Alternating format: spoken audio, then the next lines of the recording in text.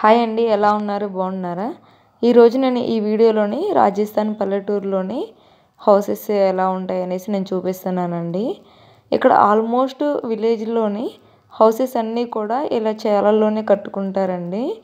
చేలోనే వాళ్ళ ఇల్లులు కూడా ఉంటాయన్నమాట. అండ్ ఇల్లులు కూడా అవి దగ్గరగా ఉండవండి, చాలా దూరంగా ఉంటాయండి. విలేజెస్లో ఆల్మోస్ట్ మట్టిల్లులు అండ్ పెంకుటిల్లులే ఉంటాయండి 90% కూడా.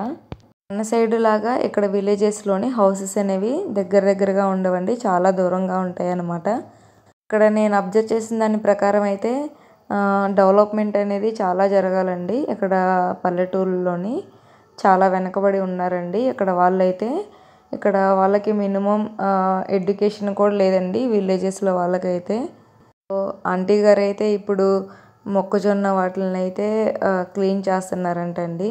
సో ఇప్పుడు వింటర్ సీజన్ కాబట్టి వీళ్ళందరూ కూడా ఎక్కువగా మొక్కజొన్న పిండిని పట్టించుకొని దాంతో రొట్టెలను చేసుకొని తింటారండి. వీళ్ళు ఎక్కువగా వింటర్ సీజన్లో బాగా తింటారండి ఈ రోటీలని వాళ్ళు. అండ్ మీరు చూస్తూనే ఉన్నారు కదండి, ఇక్కడ హౌసెస్ కానీ తర్వాత ఇక్కడ ఉండే వాళ్ళు కూడా చాలా డిఫరెంట్గా ఉంటారండి మన సైడ్తో కంపేర్ చేసుకుంటే.